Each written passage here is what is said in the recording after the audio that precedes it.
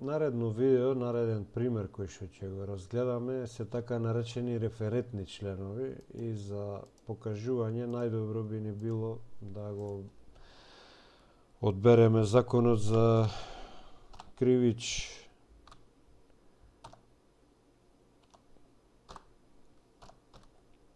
кривичната постапка.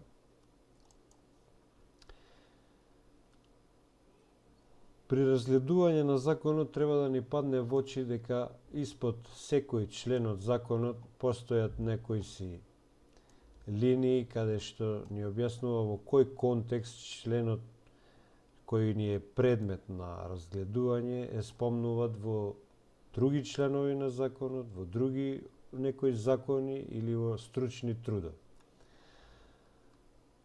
Например, членот 22 е спомнат во член 22 од коментар на законот за кривична постапка. Коментар на закон за кривична постапка е стручен труд на поголем број на еминентни правници кои што направиле осврт, тоест коментар на законот, како го толкуваат членот и така натаму и така натаму. И тој ви е достапен веднаш на клик. Или убав пример е, например, членот 88.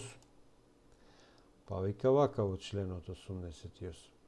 Во текстот се спомнуваат членовите 25. Значи, во овој текст на членов 88 спомнат е некаде членот 25 од овој, членот 25 став 5 од овој закон. Или, втора линија, членот 88 е спомнат во членовите 149, 184, 195, 224 и 361 од овој закон. Сега замислете ситуација, читате некој прочистен текст PDF-ка, например, и сте стигнале на страна 200 каде што членов 361 и треба да се вратите да видите во кој контекст е спомнат членов 25 или обратно.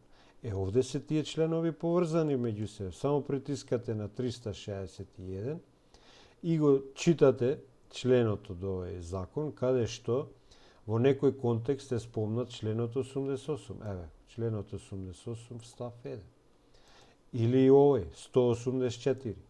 Значи, членот 88 став 1 од овој закон.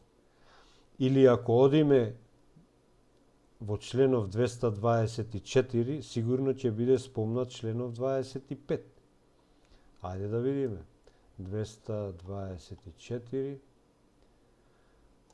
224. Во текстот се спомнуваат членовите 88 и 25. И тие ви се одма на дофат да прочитате за што точно се работи, за да знаете во кој контекст се спомнува.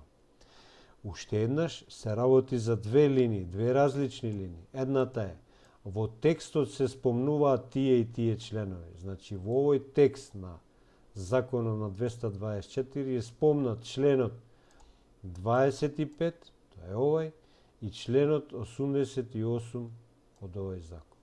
А втората линија, членот 224 е спомнат во 218, 368 и 224 од коментарот на законот за кривична постапка. Ова се така наречени референтни членови, што ни даваат апсолутна слобода кога го читаме некој член, да прочитаме се што е поврзано со него, дали од овој закон или од некој друг, или некој стручен труд, и